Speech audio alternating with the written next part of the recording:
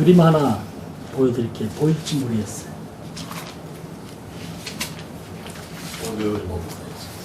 예준이 이 그림이 뭔지 아냐? 뭐지? 그렇죠. 네. 저 정도 교양은 있어야 현대를 살아. 노르웨이의 작가죠. 에드바르 뭉크라는 사람이 그려낸 이 절규라는 그림이에요. 절규라고 하는 게 뭐 소리친다는 이야기죠. 레오나르도 다빈치 하면 뭐가 생각나지? 그림 중에? 그림이요? 이거요. 거기 안 나. 여자. 네. 그지? 예. 모나리자. 네, 모나리자. 로댕 그러면 생각하는 사람, 조각품. 그런데 이제 요즘에 하나 더 생겼어요. 사실 특별히 우리나라에서 이 그림 굉장히 인기가 있는데요. 우리나라만 뭐 인기가 있는 거 아니에요. 이 그림 한 점이요. 이 뭉크의, 에드바르 뭉크의 절규라는 그림이 우리 돈으로 얼마? 1280억? 경매, 소더비 경매에서 12년도에, 2012년에 1250억인가 80억인가 그렇게 팔렸어요. 그러니까 뭐 굉장한 작품이죠. 이 그림이 이렇게, 이거는 좀 밝은 작품이에요. 뭉크는 이 그림을 4점을 그렸어요. 그런데 그림 내용은 같은데 색채가 이거보다 좀 훨씬 어둡거나 약간 어둡거나 이건 가장 밝은 작품입니다. 이렇게 보면 절규하고 있는데 굉장히 좀 공포에 질려서 절규하는 것 같죠. 뭔가 커다란 충격을 받았거나 그림 자체가 이 그림도 노을빛이거든요. 노을빛이 환하고 그래서 굉장히 밝아 보이지만 사실은 이제 뭉크가 이게 정말 그의 내면의 깊은 어두움 그리고 그의 삶의 조건이 굉장히 힘겨움 이런 것들이 그가 경험했던 노을빛을 통해서 이렇게 이제 드러났다라고 얘기해요. 5살 때 어머니가 돌아가셨고요. 또 14살 때 누나가 죽었어요. 그러니까 일찍이 가족의 죽음을 경험했어요. 자기 남동생도 또 죽었어요. 그리고 여동생이 하나 있었는데 여동생은 정신 이상이 돼가지고 정신병원에 들어갔어요. 그러니까 뭐 이 뭉크의 삶이라는 것은 정말 아주 이지러진 삶이 될 수밖에 없죠. 근데 이제 그 평론가들 얘기는 여동생이 있는 정신병동 옆에 도살장이 있었대요.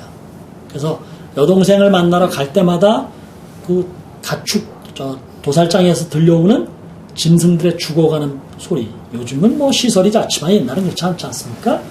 그런 것들이 끊임없이 이 뭉크의 내면에서 죽음이라는 문제를 생각하게 하고 인생의 아주 힘겨운 고통에서 뭉크가 헤어나지 못했다. 뭐 이런 얘기를 합니다. 이제 현대로 올수록 뭉크는 이제 19세기에서 20세기로 활동했던 사람인데 오히려 뭉크의 작품 100년이 지나서 21세기에 들어와서 각광을 받고 있으며 그것은 아마도 현대인들이 이 죽음의 문제 혹은 인생의 고통에 대한 것들에 대해서 굉장히 많이 번뇌하거나 혹은 천착하는 데서 이 뭉크의 그림이 팔려나가는 게 아닐까, 인기가 있는 게 아닐까 그런 생각을 갖게 돼요. 뭉크의 이야기예요. 두 친구와 함께 길을 걷고 있었다. 해가 뉘엿뉘엿 지고 있었다. 내 기분이 우울해졌다. 갑자기 하늘이 피처럼 붉게 물들었다. 나는 멈춰서서 난간에 기댔다. 죽을 것처럼 피로가 몰려왔다. 핏덩이처럼 걸려있는 구름, 검푸른 현만과 마을 위에 칼처럼 걸려있는 구름 너머를 멍하니 쳐다봤다. 친구들은 계속 걸어갔지만 나는 공포에 떨며 그 자리에 멈춰섰다. 그리고 가늠할 수 없는 엄청난 영원히 끝나지 않을 절규가 자연 속을 헤집고 지나가는 것이 느껴졌다. 느껴지니? 네. 제가 이 몽크의 절교를 뭐 진품은 본 적도 없지만 이렇게 방송을 통해서 한번 소개가 된 다음에 제가 인터넷으로 한번 찾아서 들여다봤어요. 4개의 작품, 어두운 작품까지 다 이렇게 그저 조그만 창이지만 들여다보면서 무엇이 뭉크를 이렇게 뭉클하게 했을까 그런 생각을 하면서 이제 조금 감상을 하는데 불현듯 절규라고 하는 그의 작품의 제목이 제 가슴에 새겨지는 거예요. 그러면서 제가 성경에 또 절규라는 이름을 붙일 만한 장면은 없을까를 떠올리기 시작했어요. 몇 가지를 소개하면 창세기 21장을 보면 아브라함의 이야기거든요. 근데 아브라함이 아들이 없었잖아요. 하나님이 아들을 주신다라고 약속하셨는데 이 약속이 여러 10년이 지나갔는데도 이루어지지 않는 거예요. 그래서 아브라함이 아내 사라와 의논을 했더니 사라가 그렇다면 내 몸을 통해서는 내가 여성성을 잃어버린 상태니까 내 몸을 통해서는 아들을 낳을 수가 없어. 그러니 당신이 내 종 하갈을 취하소서. 그래서 아브라함이 사라의 종 하갈을 취해서 소실로 들여서 그녀의 몸을 통해서 아들을 낳았어요. 이름을 아세요? 이삭? 이스마엘이죠. 이스마엘이라는 아들이 태어났어요. 그런데 여러분 아시다시피 이스마엘은 약속의 아들이 아니었습니다. 하나님께서 인정하지 않으신 거예요. 그로부터 세월이 지나서 갑자기 생산 능력이 없을 줄 알았던 사라가 배가 불러오더니 10달 지나서 아이가 태어났어요. 누굴까? 그렇지, 이삭이에요. 이삭이 태어난 거예요.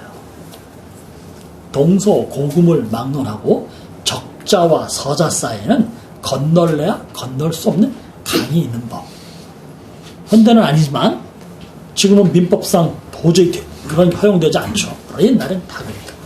홍길동도 그런 존재잖아요.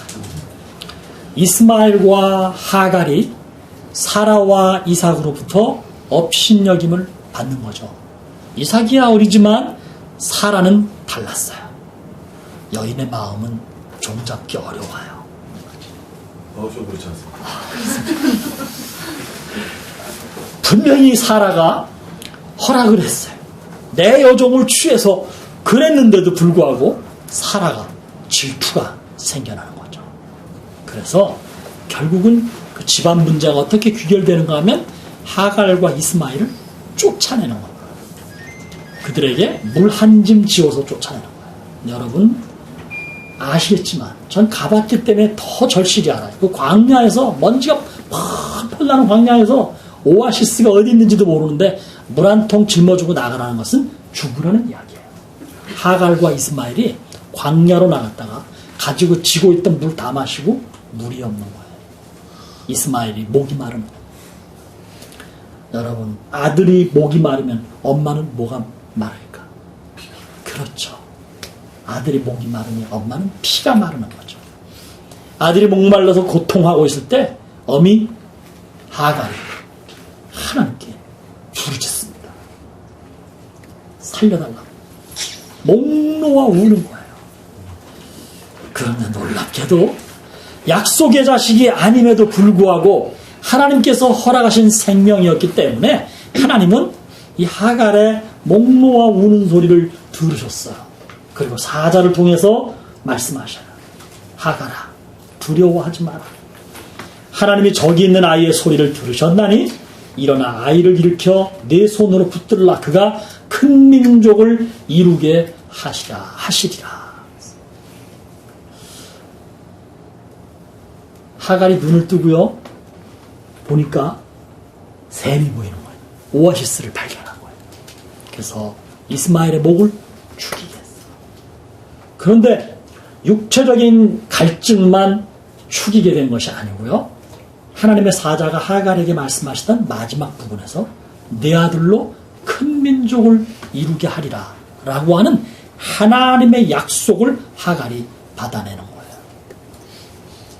단순히 육신적 목마름만 해결하는 것이 아니라 새로운 민족, 큰 민족이라고 하는 비전을 하갈과 이스마엘은 하나님께로부터 허락받는 놀라운 사건이에요. 물론 이것은 이제 나중에 성경적인 세계적인 역사 속에서 오늘날의 이스라엘과 이스라엘을 제외한 다른 아랍 연합 사이에 길고 긴 이게 1000년도 넘은 전쟁이잖아요. 그 기나긴 전쟁이 이어지는 시발점이 있기는 하지만 그러나 하여튼 하갈의 목 놓아 우는 소리에 하나님께서 그녀의 울음소리를 들으셨다. 제가 뭉크의 절규를 보면서 하갈의 절규를 떠올렸어요. 그러다가 제가 신약 성경에는 또 이런 절규가 없을까를 찾아보다가 제가 탁 떠오른 장면이 하나 있었어요. 마태, 마가, 누가복음에 등장하는 사건이에요. 예수님이 체포당하셨어요. 십자가를 지기 직전에 재판을 받으셨는데 예수님이 재판을 받는 그 밤 철야를 하면서 재판을 받으셨거든요. 근데 그 깊은 밤에 예수님이 체포당하니까 제자들은 뿔뿔이 흩어졌어요. 뭐 도망간 사람도 있고 딴짓하고 숨어있기도 하는데 제자 베드로가 이 재판정에 들어와 있었어요. 놀랍게도 베드로를 본 몇 사람들이 지나가면서 베드로를 쳐다보는 거예요. 이 사람 많이 본 사람이 있어. 당신 저 예수와 함께 있었잖아. 당신 저 예수의 제자잖아. 당신 저 예수와 친구처럼 지냈잖아. 지나가는 사람들이 다 베드로를 향하여 주목하고 한마디씩 하는 거예요. 베드로가 뭐 이렇게 그 소심한 새가슴이어서 겁쟁이라고 생각되지 않았는데 이해할 수 없을 만큼 베드로가 치사해지죠. 무슨 소리 하는 겁니까? 나는 저 사람을 모릅니다. 이게 무슨 소리야? 난 저 사람하고 관계가 없어. 무슨 소리라는 거야? 저 사람 때문에 내가 왜 욕을 먹어야 돼? 난 저 사람을 저주하고 싶어. 이게 베드로의 대답이었어요. 이미 이전에 예수님께서 베드로에게 예언하셨던 말씀. 닭 울기 전에 내가 나를 3번 부인하리라 라는 말씀이 이루어져서 조금 지나니까 닭의 회치는 소리가 들려오는 거죠. 베드로가 깨달음이 생겼고 그는 그 재판정 밖으로 나가서 자기를 깊이 돌아보는 성찰의 시간을 갖게 됩니다. 성경에 보면 그때 베드로가 통곡했다 이렇게 얘기하고 있어요. 제가 떠오르는 절규의 장면, 베드로의 통곡에서 찾아보는 거죠. 세상 죄를 지고 가는 하나님의 어린 양, 그렇게 그를 고백하며 그로부터 3년 동안 제자로 양육받았어요. 그런데 정작 스승의 죽음 앞에서 자기도 딸려서 죽을까봐 걱정되거나 작아지는 모습, 이걸 피할 길이 없었던 베드로. 정말 치사한 선택이었어요. 그리고 눈을 뜨고 상황을 곰곰이 생각해 보니까 이건 단순하게 예수님과 자기와의 선생과 제자의 의리 정도 혹은 예절 정도로 해결될 것이 아니었어요. 이것은 기본적인 믿음의 문제를 넘어서서 예수님과 자신 사이에 선생과 제자, 주인과 종이라고 하는 인격을 뛰어넘는 영적 의리와 관계되는 문제였어요. 3년의 추억까지 물거품이 되는 순간, 그때 베드로가 엎드려 통곡했다는 말씀. 베드로의 절규였어요. 그의 부르짖음이었어요. 자기 부끄러움을 놓고 부르짖었고, 지나온 3년의 세월이 너무 속상해서 부르짖었고, 이제 앞으로 저분을 어떻게 배울 것인가? 이제 하나님 앞에서 나는 어찌 살아갈 것인가? 자기 남은 인생을 놓고 생각하니 절규하지 않을 수 없었던 것이죠. 그런데 여러분, 이 사건은 여기서 끝나지 않습니다. 이 사건은 어디로 이어지는가 하면 십자가에서 죽으셨던 예수님이 사흘 만에 부활하신 후 그분이 제일 먼저 찾아간 곳은 예루살렘에서부터 갈릴리로 이동하셨어요. 갈릴리로 가니까 그곳에 베드로와 형제 그리고 친구들이 거기서 옛적의 일 고기잡이를 하고 있었죠. 그때 예수님이 베드로와 이 친구들이 고기잡이를 도와주신 후에 그들과 함께 밥을 드셨어요. 그리고는 너무나 부끄러워서 고개를 들지 못하는 베드로에게 우리 주님이 말씀하셨어요. 네가 이 사람들보다 나를 더 사랑하느냐? 한 번만 물으신 게 아니고요. 마치 베드로가 나는 저 사람을 모릅니다라고 연거푸 3번 부인했던 것과 똑같이 예수님이 연거푸 3번 물으시며 잃어버린 베드로의 인격적 자존감 혹은 믿음의 자존심, 이건 완벽하게 회복시켜 주시는 순간이었어요. 이런 회복의 응답에 힘입은 베드로가 후에 순교당할 때 전설로 내려오는 이야기이긴 하지만 내 선생님이 십자가를 지고 죽으셨는데 내가 어찌 감히 그 십자가에 똑바로 달릴 수가 있겠는가? 나를 거꾸로 매달아라. 그래서 베드로는 십자가에 거꾸로 매달려 순교했다라고 전해지고 있어요. 또 뭐 없을까? 그런데요, 하나가 또 나와요. 다시 창세기 22장으로 넘어가면요, 거기 무슨 사건이냐면 이번에 이삭의 이야기예요. 하나님이 아브라함에게 이삭을 제물로 드려라 그랬어요. 제물로 드린다는 얘기는 죽이라는 이야기입니다. 100세나 되어서 얻은 아들이었어요. 그런데 성경에 보면 아버지 아브라함이 내면적 갈등이 거의 나오지 않아요. 읽을 수가 없어요. 행간도 읽기가 어려워요. 그러나 문자적으로 읽을 수 없고 행간으로는 읽을 수 없지만 똑같은 아비된 자의 심정, 감정으로는 아브라함을 읽을 것 같아요. 그런데 아브라함의 어떤 내면적 고통이나 갈등이 전혀 나오지 않고 그냥 아브라함이 사흘길을 간 후에 모리아산 제단 위에 이삭을 뉘어놓고 결박한 후에 돌칼로 이삭을 내리 찍으려는 순간, 그림으로도 보셨을 거예요. 그런데요, 그때 막 칼로 아들의 배를 찌르려고 하는 그 순간 들려오는 소리가 있었죠. 아브라함아, 아브라함아, 그 아이에게 손을 대지 마라. 여호와의 사자가 다급하게 소리치는 장면이에요. 이름을 2번 연거푸 불렀다라는 얘기는 편안한 상태가 아니죠. 정상적 상황은 아니죠. 굉장히 다급했다라는 것을 의미합니다. 누가 말릴 틈도 없이 아들의 배를 가르려고 하는 이 아브라함, 그의 팔을 여호와의 사자가 연거푸 그의 이름을 부르며 제지했다라는 이야기. 저는 이 장면을 보면서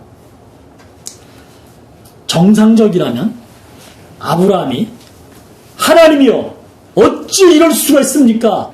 아비의 손으로 어찌 아들의 배를 찌를 수가 있습니까? 라고 절규해야 되는 게 정상인데요.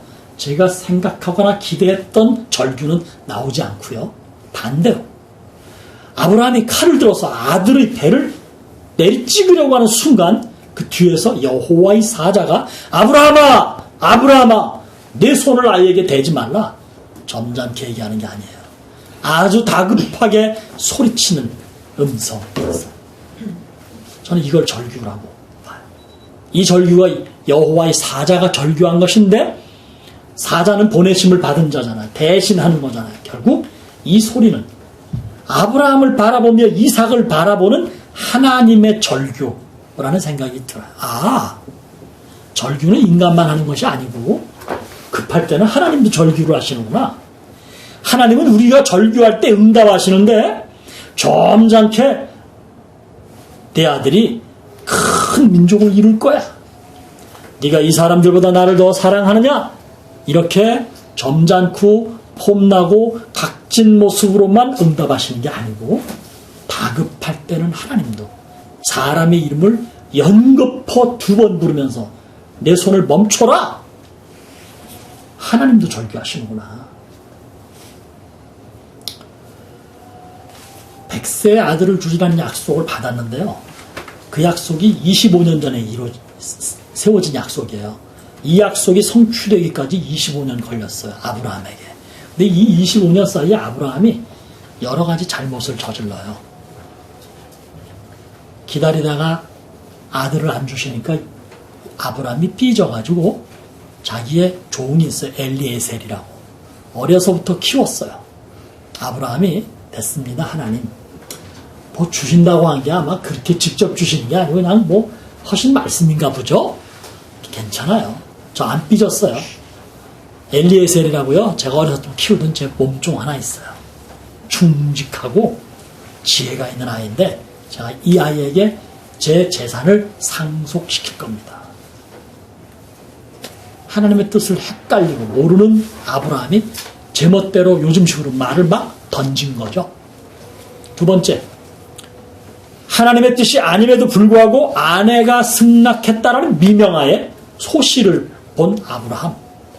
엘리에셀 때는 말을 던졌는데 하갈 때는 몸을 막 던져서 억지로 아들을 만들어낸 이게 아브라함이었어요.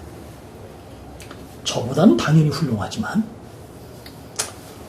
근본을 따지면 뭐 저나 크게 진배 없는 인간의 모습. 그랬던 아브라함이 하나님이 주신 아들을 13년을 키우는데 이 아들을 번제로 드리라는 명 앞에서 한치의 주저함도 없이 아들을 번제로 드리겠다고 돌칼을 들어 찌르려고 막 찌르려는 순간 우리 하나님께서 아차 싶으셨던 거죠. 우리 하는 말 가운데 그런 말 있어요. 설마가 사람 잡지. 야, 네 아들을 내게 번제로 드려라. 그랬으면 예전에 아브라함 같았으면 울고 불고 난리가 나서 사흘길을 가기는커녕 사흘 동안 밥을 안 먹고 하나님 앞에 매달리면서 아들을 살려달라고 절규했을 터인데 설마 그러기 하겠어라고 하나님 혹시 생각하셨을지 모르는데 설마가 하나님을 잡아버리고 죽이겠다고 그러니까 이때는 하나님이 기다리실 수 없을 만큼 긴박한 찰나 아브라함의 이름을 부르며 그의 행위를 저지하시는 하나님. 그리고는요, 이 사건 뒤에 하나님은요, 아브라함을 완벽한 믿음의 사람으로 인정하십니다. 오늘 우리는 누구의 후손이라고 불려요? 아브라함의 후손이라고 불리는 거예요. 우리는 아브라함을 믿음의 아버지, 믿음의 조상이라고 부르는 거 아닙니까?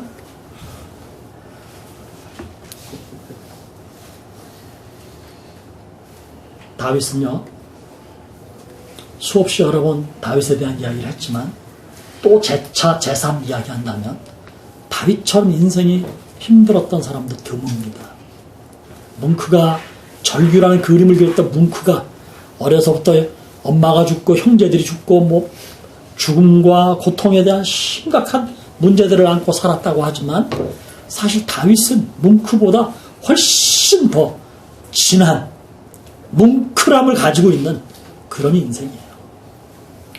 어려서부터 그의 내면에 따돌림, 무시당함으로 상처가 생겨났을 뿐만 아니라 골리앗을 죽이는 큰 사건 때문에 사울에게 부름받기는 했는데 사실은 사무엘상 21장부터 30장까지 10장에 걸쳐서 다윗이 얼마나 죽을 고비를 넘겼는가, 사울의 칼날 아래 얼마나 힘겹게 도망다니고 했는가를 볼 수 있어요.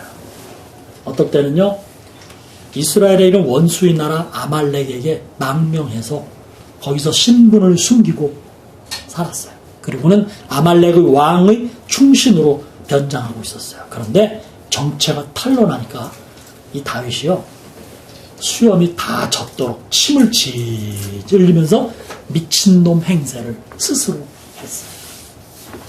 어떨 때는요, 자기 편을 들었던 제사장 수십 명이 떼죽음을 당하는 피바다를 이루는 모습을 자기 눈으로 보아야만 하기도 했어요. 그런 언젠가 이 아브라함이 엔게디라고 하는 석회암 지대예요. 거기에 동굴들이 굉장히 많이 있었는데 아둘람이라는 지역의 큰 동굴 속에 다윗이 들어가 있었어요. 숨은 거죠. 근데 여러분, 동굴 속에 숨으면 뭐예요? 마지막이에요. 동굴 속에 숨는다는 얘기는 더 빠져나갈 데가 없는 거예요. 다윗이 그걸 몰라요? 군인인데 이제 끝난 거야.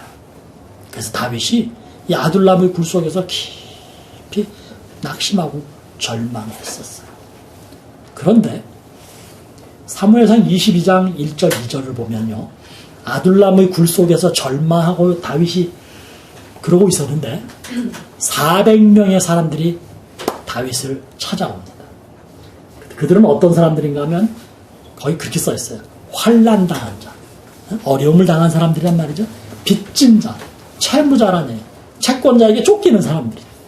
그 다음에 마음이 원통한 사람, 뭔가 억울한 일을 깊이 겪은 사람들. 생각해 보세요. 지금도 환난 당한 사람, 빚진 사람, 원통한 사람, 어디 가서 사람 행세하기 사실 쉽지 않아요. 그렇잖아요. 마음이 편안하지 않은데 무슨 인격이 드러나고 무슨 사업을 하고 무슨 돈벌이가 되고 무슨 인간관계를 제대로 맺겠어요. 그 옛날에도 마찬가지야.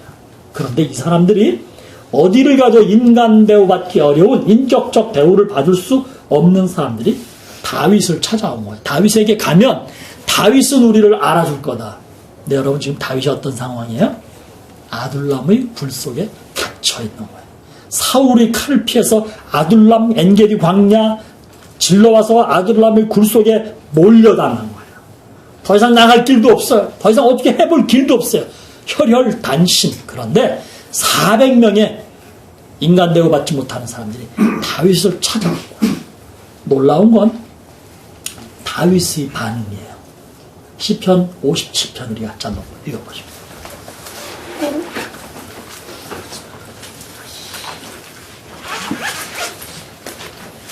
아주 유명한 시편인데 시편 57편입니다. 찾았어? 목사님 잠깐만 보자. 그 시간이 이상한데. 시편 57편 7절 말씀 같이 한번 읽어보겠습니다. 시작.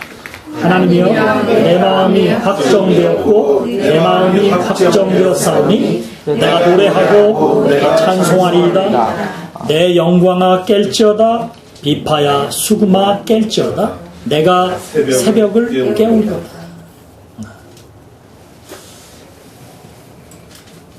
이 시편 57편은요 다윗이 아둘람의 굴에서 만든 시예요.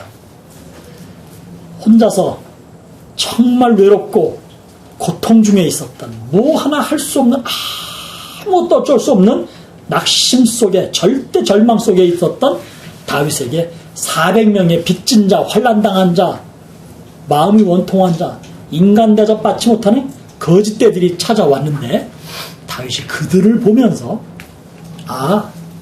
이건 하나님께서 내게 보내주신 하나님의 사람들이구나. 다윗이 마음으로 깊이 깨닫고요. 이런 노래를 부르는 거예요. 제가 이제는 회복합니다. 이제는 제가 다시 일어섭니다. 제 마음이 확정되었습니다. 이들이면 족합니다. 제가 새벽을 깨울 수 있습니다. 어두움으로 가득한 죽음의 그림자가 드리워진 자기 인생, 그리고 이 이스라엘의 역사에 이제는 제가 이 400명과 함께 이 나라를 새롭게 하겠습니다. 여기서 다윗이 마음에 다짐을 하고요. 일어서는 거예요. 그래서 다윗은 정말 사울을 이겨내고 새로운 이스라엘을 건설한 통일 왕국의 임금이 될 수 있었던 것이죠. 어떻게 이런 일들이 가능할까? 다시 한번 시편 40편 1절 말씀 여러분 제가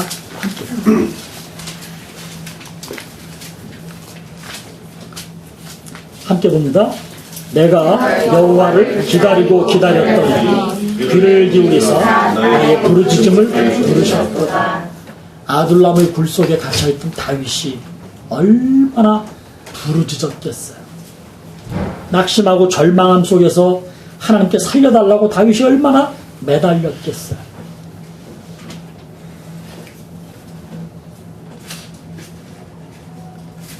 목말라 죽어가는 아들을 보는 피가 마르는 어미는 얼마나 절규했겠어요. 주인을 배반하고 죄인됨을 스스로 깨달은 종 베드로는 얼마나 낯이 뜨겁고 민망했겠어요. 그러니까 그들은 절규할 수밖에 없었어요. 절규라는 게 뭡니까? 부르짖는 게 절규예요.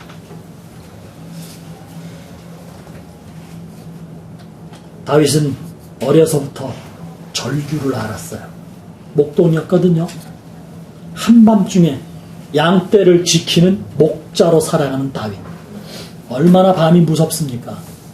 어떤 맹수가 언제 어디서 어떻게 공격할지 모르는 상황을 살았던 다윗.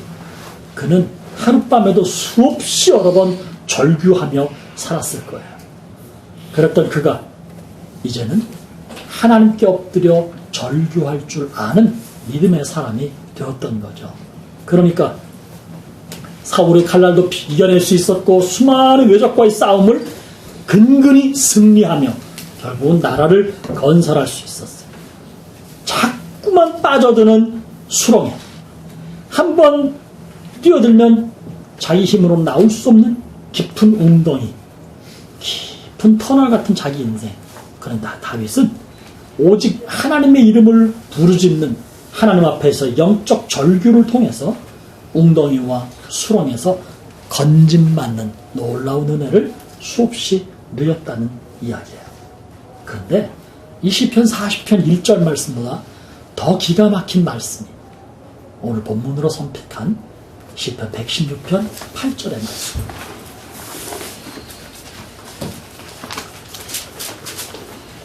내가 왜 이 말씀을 내 걸로 안 삼았을까 싶을 만큼 한 주간 내내 얼굴에 웃음을 띄워가면서 제가 농담 삼아 이거 내 거 삼을 걸 했던 말씀이에요. 같이 한번 읽어봅니다. 116편 8절 말씀 같이 봅니다. 주께서 내 영혼을 사망에서 내 눈을 눈물에서 내 발을 넘어짐에서 주셨나이다. 산다는 건 삶 건너편에 있는 죽음의 문제. 삶에서 죽음만, 삶과 죽음만 있는 건 아니잖아요. 삶이라는 건 뭐예요? 삶에 태어나서 죽을 때까지 과정을 있는 인생, 삶이라고 얘기해요.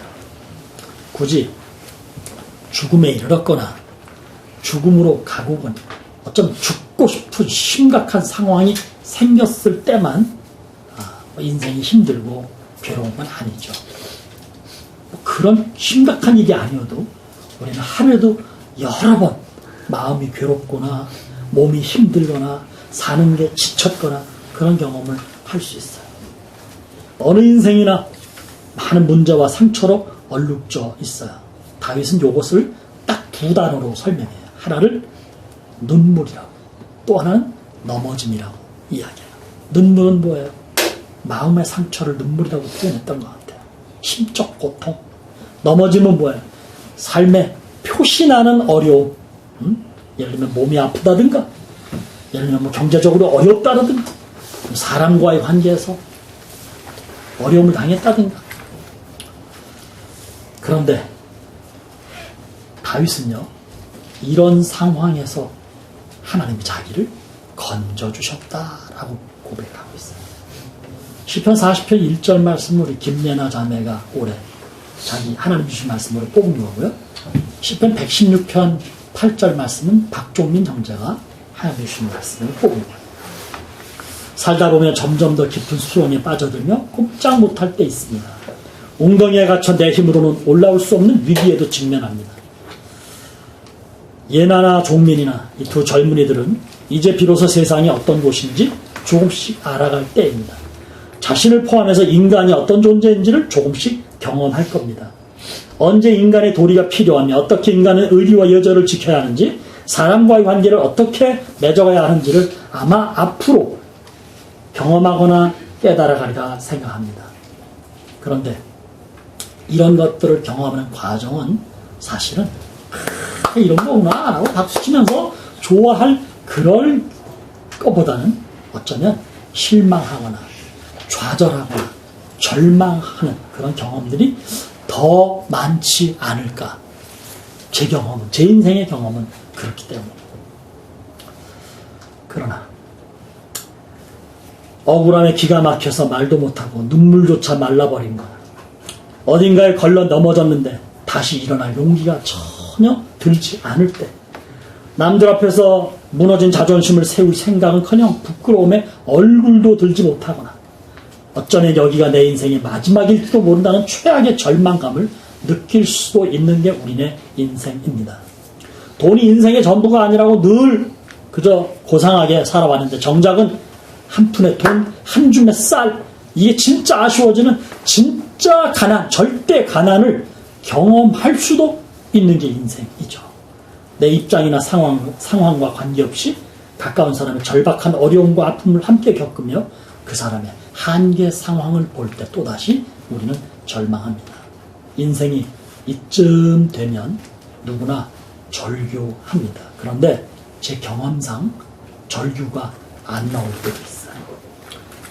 보통 사람들은 누군가의 절규에 귀를 기울이기보다는 오히려 절규하는 사람을 우습게 여기거나 무시하는 경향도 있습니다. 게다가 많이 힘들어지면 절규는커녕 스스로 자기 생명조차 우스워져서 스스로 자기 생명을 끊어버리는 극단적 선택을 할 수도 있어요.